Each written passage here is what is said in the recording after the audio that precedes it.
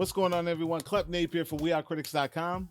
DJ Gove, Fan Podcast. And today we are here to recap and talk a little bit about Xmen 97. It is Wednesday, and unfortunately, we are not going to be getting a new episode today because it has ended. It's so sad. It is so sad. We just came up across the finale, the final episode, and listen, it'd be an understatement if I just said, yeah, it was a really dope show. It was more than a dope show. It was more than any of us could have asked for.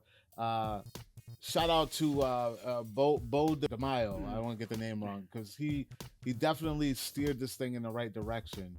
But now that this thing is done, give me a gist of what you're feeling. Like, what are your expectations going forth for the animation and the expectations for the live action whatever the MCU is going to do? So, first off, great to be back. Thanks for having me back. Okay.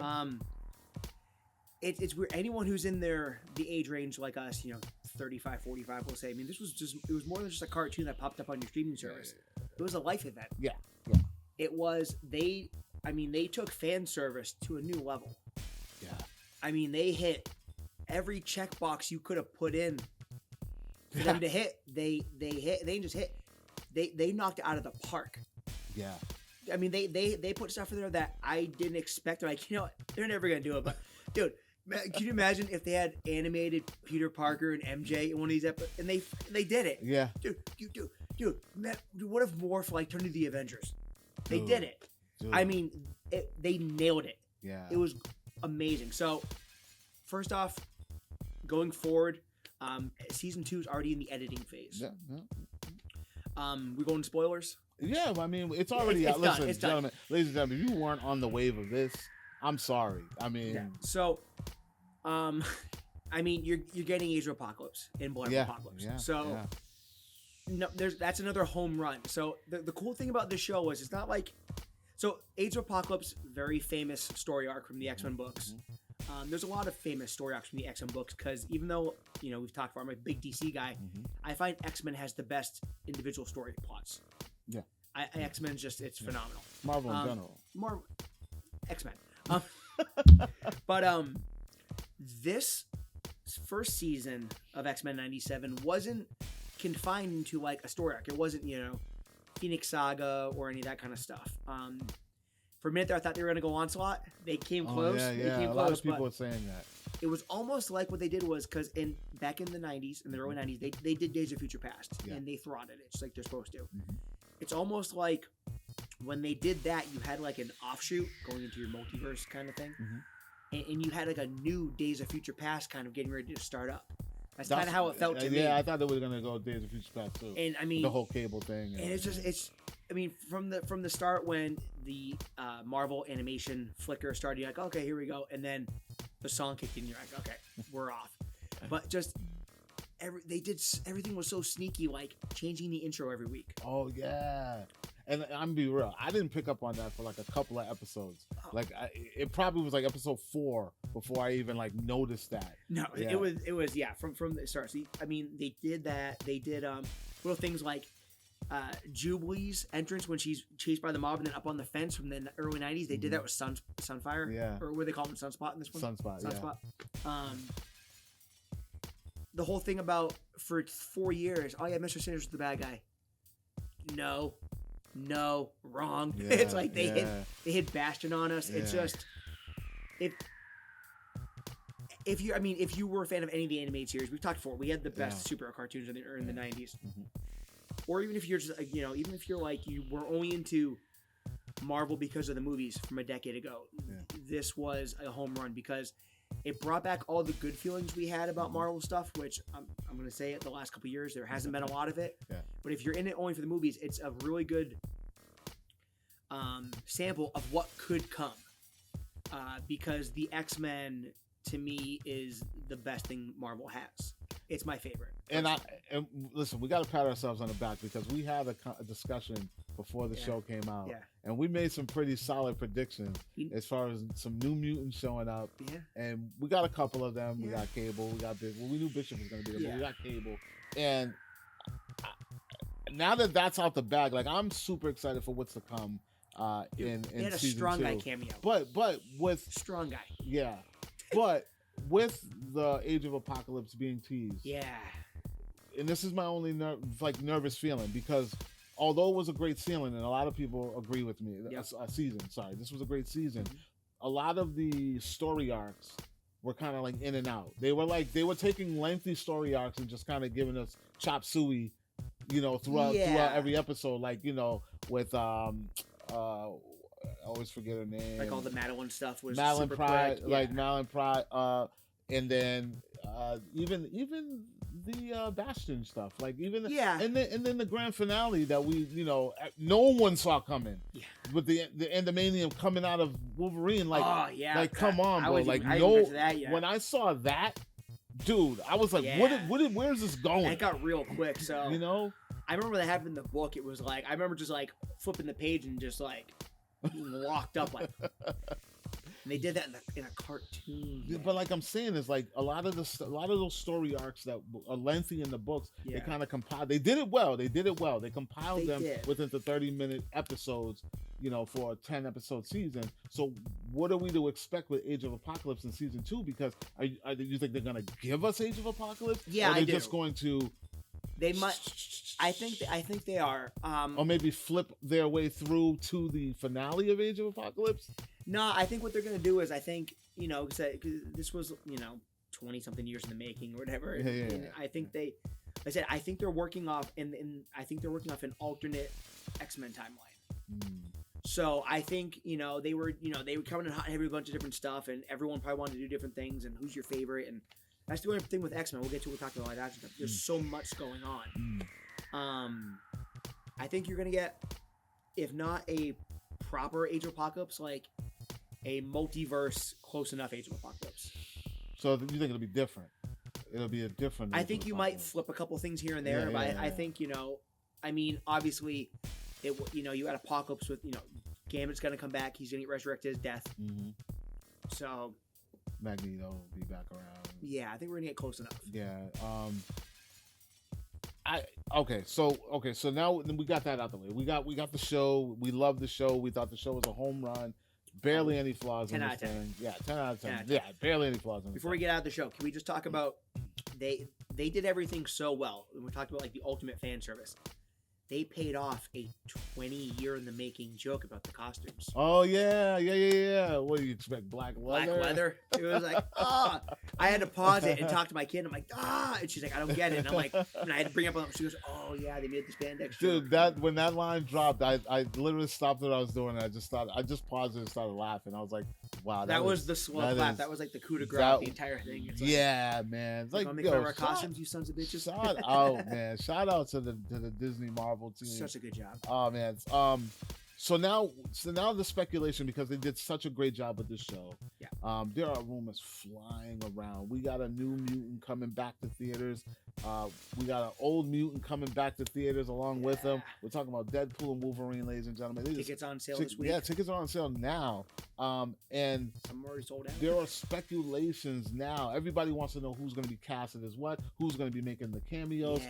So I don't want to dwell too much on the cameos in Deadpool, because we know, not only do we know there's going to be a shit ton, we already know that it's going to be most of the older It's X-Men. Everyone who you've already seen. Yeah. You're not getting new characters. If anyone. There might be one in there who I'm speculating. I think Daniel Radcliffe's going to show up for fan service. Like Krasinski? Yeah, like they did with Krasinski. Maybe. We're going to get some fan service of that, which would be dope. Yeah, it'd be kind of fun. But and I could be wrong. Who knows? It's gonna the movie. The runtime got released this week. It's gonna be like 2:20 or something. The longest Deadpool movie. It's gonna be off the rails. It's gonna be amazing. It's gonna be a great film. Good or bad, it's gonna still give the fans what we want. No, but what I'm saying is that even if we walk out of there like it was mid, you're gonna get so much fan service in this thing that you're gonna be satisfied. Exactly. Because a lot of people think Endgame is mid, but come on, you cannot take that Avengers Assemble moment from us. Ever. Oh, that was worth 15. Yeah, no, I seriously. You're gonna have your $15 moment. Yeah. So, with that being said, now we're getting into live action realm. Yeah. Cartoons done. It's in the bag, even though it'll be back. Yeah. But I feel like this was something that they gave us to get us salivating and drooling for what's to come in the MCU live action space. So there's a couple things. So number one is the X-Men. I think forget the Fantastic Four movie that's coming out. The X-Men is the only thing that can save. Probably not even just the MCU going forward, but like superhero movies in general. If you cannot, I mean, this last weekend, you had a big, huge budget movie, Ryan Reynolds, John Krasinski. That I think it was about $35 million, and that's like your new average. Yeah. You cannot start having these movies come back out and start clearing $150 million, $200 million a weekend again. Yeah. It might be done. I mean, I think only Dune's done it over the last year. I mean, yeah, because now for the most part, most superhero movies are just clearing 200 complete run. I think Man and Web made $9. So no, I think it plateaued at 2, somewhere between 1 and 2, something like that. So the X-Men, so the X-Men movies, I mean, they have to nail it. Yeah. Well, the last good one we had was Guardians of the Galaxy, which did about 800. But he still underperformed. You think though? 800 million? You almost did a Billy. A swan song for the for they were expecting more. Listen, you tell me my movie made 800 million and I'm walking away like I'd be fine. I want to go my chest out but I hear what you're saying. Yeah. And you got to be fair to say a lot of these superhero movies weren't making $1 billion out the gate. Our first few Marvel movies weren't hitting $1 billion until the Avenger movies came out. The ensemble movies always made the most money, and that's why I think these things have to be home runs. So, good part is the X-Men, like I was saying, the natural stories that are there are a home run. The characters are a home run, but there's two things they have to do. Number one, they have to be very careful to not overstep with the amount of characters, because as we saw in the cartoon, you can go ballistic with X-Men characters. There's 1 million of them. And I love that they paid homage, going back to the cartoon, they paid homage to the original X-Men comic, the picture on the wall with Professor X. They just showed them the first version of the X-Men, which did not include Wolverine, ladies and gentlemen. Did not. I'm kind of hoping we go there. I would like to. The only it leaves room. It does. The only problem with that is you already did a movie called X-Men First Class. Spoiler: it was not the first class. But I think X-Men books are sound like crazy. The figure X-Men's are the hot thing right now. All these kids are starting to realize how good it is. Yeah. I think you have to kind of start off with everyone kind of in their places like they are in the cartoon. I think that's your starting ground. There's already been a rumor out there that there's someone over at Marvel, whether it's Feige, it's like, oh, we're doing all female. Can you just stop with this shit? Here's the good thing. Here's the thing about the X-Men. We'll get to it when we go over our casting choices and stuff. You don't have to do any gender swap, race swap, all female, whatever, because X-Men is the only thing in comics where there's something for everyone. You have Hispanic X-Men, Asian X-Men, females, males, both, shapeshifters, wings, and aliens, everything. And not only that, the X-Men bugs, bones, the X-Men story revolves around equality. The entire storyline is woke. I mean, if you read the comics, there's always been talk that Magneto and Professor X are a mirror image of Malcolm X and Martin Luther King 100%. in their beliefs and their rights for the mutant generation. So in that, there's a lot of political talk, a lot of political civil rights stuff that can be thrown into this without forcing it, because it's already the storyline. So don't screw with anything. Yeah. Just leave it the way it is. You can leave it the way it is, and just naturally, it's right there. Yeah. So. So now that we know that this is going to be rolling around and everyone's speculating already, so let's talk a little bit about what characters would you like to see in the very first iteration of the X-Men remake, reboot, whatever MCU wants to call it. But this is going to be the MCU version of it. Yeah. What characters do you want to see? I mean, give me your top 5. My top 5. Yeah. Because we know this. Listen, this list. The list is insane. Yeah. So I mean, so I'll go to number 1 just because he's not only my favorite X-Man, but they've already kind of perfected it. Colossus. Oh yeah. With the Deadpool movies, Colossus. Do you think he should be CG? I do. He's like Juggernaut. Yeah, he's huge. I don't know how I feel about that yet. But I'm saying they already it's already that's an easy one because it's already done. And the way they represented him with he's everything's super good, no kill people. It's just that's the way he is. I mean honestly you should do the original class. You should. But if nothing else, you do the giant size bit. Your Storm, your Wolverine, those guys. See, but in all honesty, they should just go with what they have in the cartoon. Okay, so all those answers are not wrong. Although, like, there's no right answer. Yeah, there's all those answers are not wrong. I'll just give you my preference. Yeah, go for it. I feel like everything else has already been done before, and Marvel. This is why I think we're getting Deadpool and Wolverine, because we are getting that goodbye. We're getting that official goodbye. Yep. I think that we need to go ground level. Let's strip the theatrics. Let's start with who are these mutants? What are mutants? What is going on?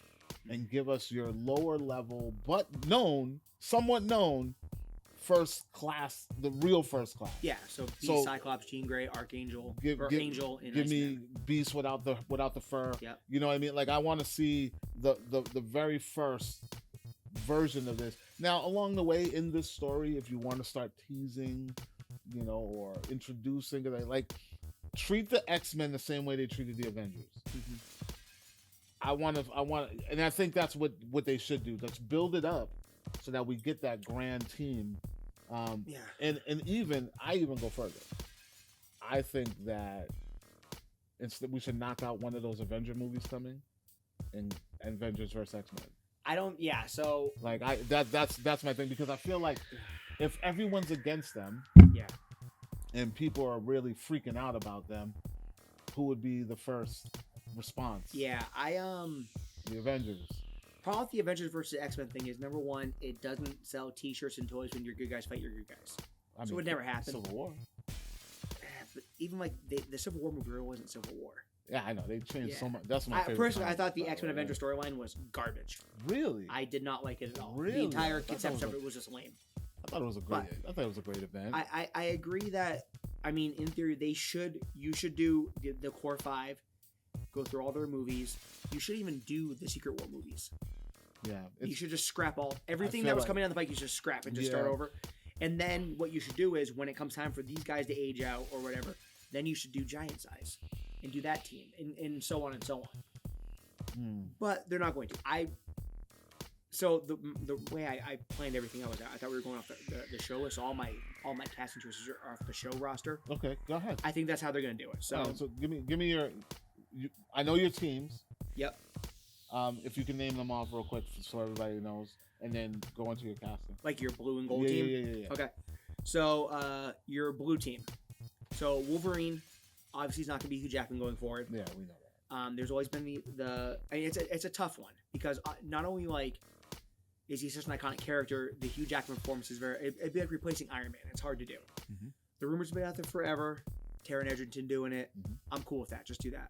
Yeah, that works. I'm actually really cool with that. I'm cool with that. Yeah. Let's see here. Blue team. Professor X is a super tough one. Anyone. You give anyone a bald head, that's true. Well spoken. I went. Obviously, again, the Patrick Stewart thing was just it was perfect. It was perfect. Yeah, it's a no-brainer. I'm going Ewan McGregor because he's Obi-Wan Kenobi. But let's keep him British. Why not? Right? Why not? Let's do it. So you would let me stop you this. So you wouldn't bring back Fassbender? That's Magneto. I'm sorry. McAvoy. Yeah. I don't bring back McAvoy just because with all these other people I have, the ages don't line up. He's all their age. Yeah, no, McAvoy's he's too young. He's too young right now. Which he did great. He was a highlight in those first class movies. I got that mess up, but when we do talk Magneto, my pick would have been just bring back Fassbender. Let's jump to Magneto. Yes, that would work too. I also had Nikolai Coster-Waldau from Game of Thrones. Okay. Just because, especially like the cartoon Magneto, you realize there's a charisma to him. Fassbender was killer. I don't think he's ever going to do it again. Yeah. And I think you're going to see him in a couple. I want to see white hair Magneto too. I want to see big M on the chest. Yeah. I need to see that Magneto. But yeah. I want to do things that we haven't seen.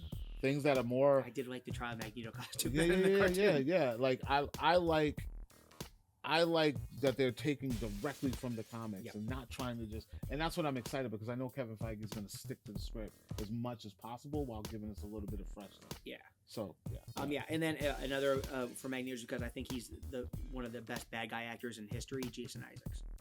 Oh. And we've already seen him with giant long white hair, and it works quite well. Yeah. Malfoy's dad, in case anyone was wondering. Yeah. And he is. Oh my God. He's a good actor. He's got a Yeah. lot of good charisma, and also when he wants to be, which is every movie, Harry Potter, The Patriot, he is a son of a bitch, man. He really can. He can turn that on quick. So either of those would be great. Now I noticed you didn't throw in. Well, we already know that he's casted for something, but we don't know what. You didn't say Giancarlo. Yeah, I don't, because again, it goes back to my statement where you don't have to start like give me everyone the way they're supposed to look. Okay. Like I don't. I think he would. For me, he would be the only one. He's a great actor. He's the only one that I would say, fuck it. But there's but there's other characters he could be. That's true. I mean, just look at like Gus Fring and Moff Gideon, right? It's like, why can't he be Mr. Sinister? Ooh. Why not? He's got the chops where he can play anybody. Damn. I thought about this. That was yeah. So let's keep going.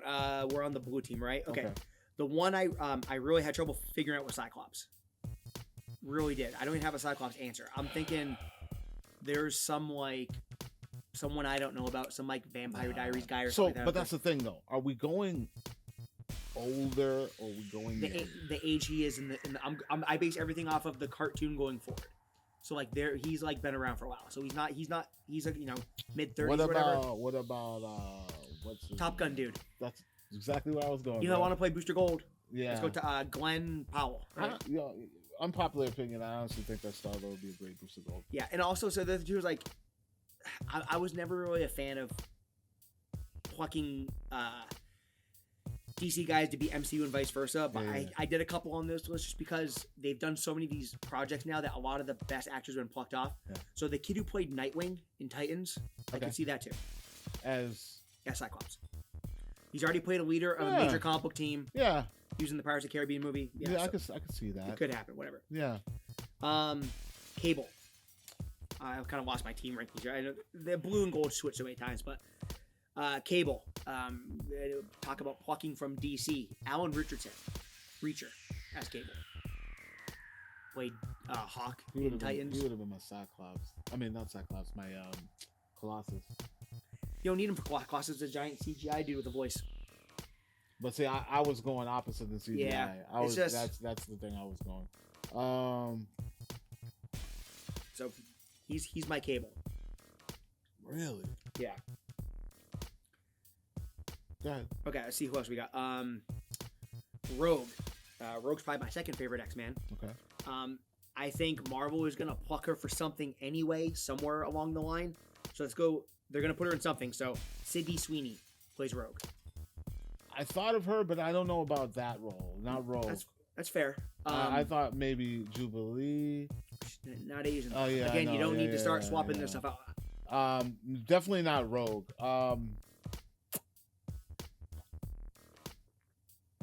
You're gonna put her. They're gonna put her in something. Rogue. So I just. She's definitely gonna be.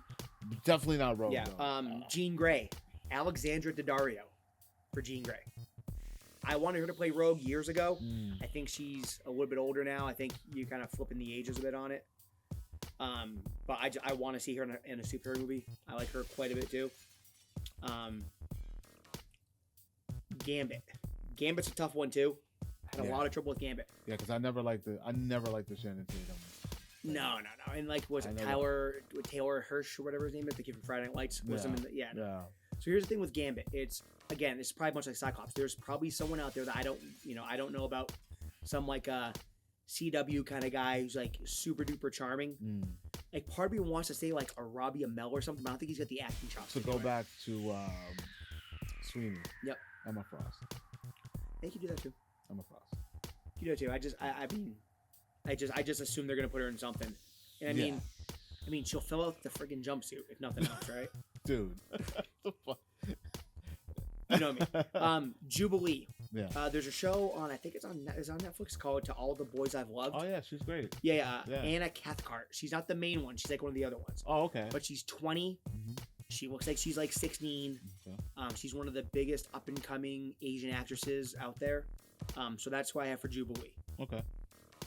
But again, if you can find, if you know like a 15-year-old kid or a 14-year-old kid and you want to go for it, There's a million of if you want candidates for that. and that's one of those ones too. If you want to cast an unknown for that, go for it. Okay. See, went over Magneto, Professor X, Nightcrawler. Just because He's been casted so well multiple times. he has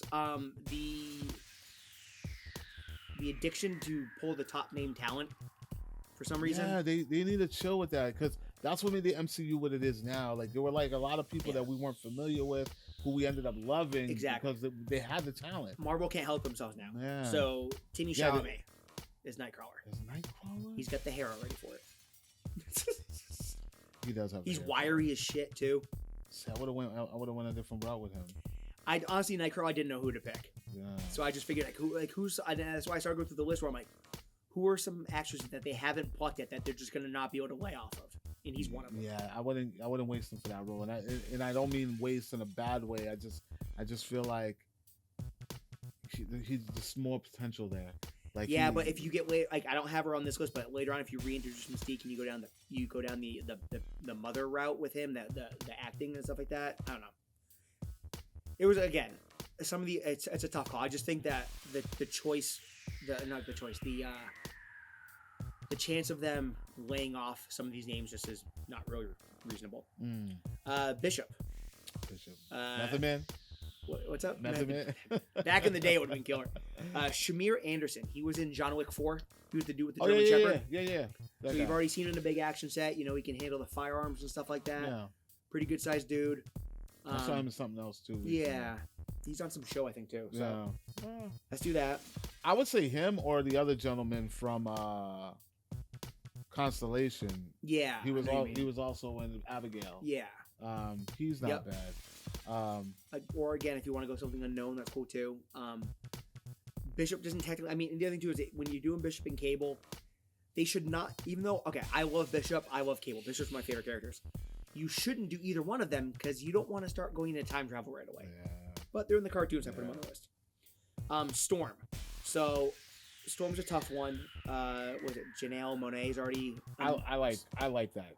That's cool. I like that. If not, I'm gonna do my last pull from the DC. I don't know if she has the height though. Yeah, I don't think it matters at this point in time. Yeah. Holly Berry's like what 5'2". Yeah, that's right. But if you want height, pulling from DC one last time, Anna Joke, who played Starfire in Titans, checks all the boxes. Yeah, you're right. She's a stunner. She's got the height. Height. Physicality. Yep. Yep. That's not a bad one. That's not a bad one. Yep, and she can already pretend in front of a green screen to shoot some out of her hand. So close personal friend. Me and the Titans were like peas and carrots. Yeah. Okay, so now and then a couple of the little like weird ones. Dazzler. Anybody but Taylor Swift. Weech. Who? Weech. From the Morlocks. The little kid with the beanie, the green kid. Okay. So I thought you were still talking about Taylor. So no one. You don't have anybody for Dazzler? I don't care who you pick. Just anybody but Taylor Swift. Oh my God, there isn't really. Don't do Dazzler. Don't do Dazzler. She's really just a novelty. Like you already have Drew. I'd rather do Jubilee than Dazzler. Listen, I would rather have Dazzler with a small portion of Taylor just showing up than you're gonna get that in Deadpool. I think. Yeah, than to just cast her. Yeah. And have her around because she's not really like a character that you need around. You don't. So it's like might as well just give it to Taylor and just let her pop in. If you need another younger female character that blows stuff up, just use Boom Boom. Yeah, like I just think just to give the fans a good honor. Hey, she was there. But yeah, I think you're gonna get that in. Just give it just like they did because they did that in was it Phoenix Saga or was it one of the Fox? One of the Sansa Stark Xmen movies they did. She was like at the school. Yeah, she was in Days of Futures Past. Oh, that's what it was. Yeah, that's what it was. Yeah, that was the one she was in the park. And that's what it was. Yeah. So yeah. But I don't yeah. even know So who that was that played her. yeah, I don't know. Talk about names they can't lay off. Usually it's Finn, but like they can't lay off the Stranger Things kids for stuff. Yeah. So grab Gatlin. Give me Dustin as Leech. I think it's their time. It is. No, 100% it is. Let those kids shine, man. 100% it is. You got a handful of X-Men just in that cast. Yeah. Just there. Yeah, I honestly, I almost wanted to grab Millie for something. Millie should definitely be in the MCU right now. She should. She should definitely be in the MCU right now. Who she plays, I don't know, but because we're so stuck on the core group. Those are so specific. Yeah. I don't see her or Sweeney filling the shoes of anyone in the core group. No. That's why I put Sydney Sweeney in the rogue spot too, because as much as I like Anna Paquin, she wasn't rogue. Nah. You know, they handcuff her or something. Rogue juggles cars. Give me a break. Yeah, no. But yeah, but with the Stranger Things kids, give me Dustin as Leech. Okay. And just because I think that'd be funny. And then here's the last one. This one's kind of goofy, right? Morph. Give me Jim Parsons to play Morph. Sheldon plays Morph. Yo. I don't know though. I always see him as small though, Morph. Yeah, and I feel like Jim is a little too lanky as hell though. Yeah. But that's not a bad one. In like the mannerisms and stuff too, like what he had in the cartoon. Like every time he was on the screen, I was like, oh, it's Sheldon. That's not a bad one. Every time I saw him, I was like, oh, he's moving. He walks like Sheldon. He moves like Sheldon. That's not a bad one. Yeah. So that's my 10-hour notice X-Men list. Oh man, look at that, man. Listen, they're not bad. A lot of them are. There's only two that I'm just like, I want to stay away from Sweeney, Millie Bobby Brown for the right MCU role, not X-Men. I hear you. Just the right MCU role, and I don't think we've seen it yet. I don't think we can do it. Actually, you know who Millie Bobby Brown be cool for? Mm-hmm. Psylocke. Betsy Braddock. British helps. Yeah. I mean, if you imagine, so that's just we're going off the rails now, right? Yeah, it works so well in the Enola Holmes movies. What if you did Millie Bobby Brown and Cavill as Betsy Braddock and Captain Britain and give them their own movie? Dude, they played the sister brother thing perfectly. They've been trying to get Cavill to do Captain Britain forever, but oh my god! But there's rumors that he's in talks for something. He's in talks for. He should be Victor Von Doom. You think he should be Doom? I think he should be Doom. If they already have him locked under contract for something like that, I'd rather see him as Doom than see him as something in X-Men. But I'd rather see him. I mean, Captain Britain would just be dope. Sneaky cool character, Captain Britain, man. Cavill is Doom. Or Union Jack, maybe. See, I'm still seeing Doom as someone not very important, like not very popular. But I'm not going to take away from Cavill. I think Cavill is a villain and something that's needed. He'd be killer. My Doom pick going back 3 or 4 years was Anthony Starr from The Boys. Okay, because the other thing too with Doctor Doom is not only he's like super duper intelligent, but again, I've used this word a bunch of times. There's a lot of these really good Marvel characters that they just have Doom has this presence and this charisma to him. Yeah. And you have to he's he's charming and stuff, and they've never nailed that on any of these bad guys yet. Yeah.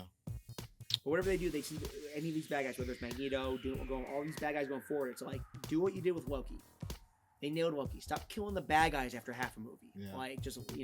Yeah, there's still a handful of villains that we need to see keep coming around. Yeah. I'm so upset about what they did with Batroc.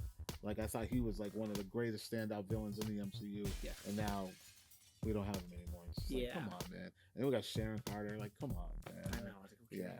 So listen, I'm super excited. I'm still I don't know who we should have casted. I don't even know what characters I want to see. I just know that X-Men 97 has given us a good platform to build off of. Yes. As far as, and I know they did this on purpose to keep us.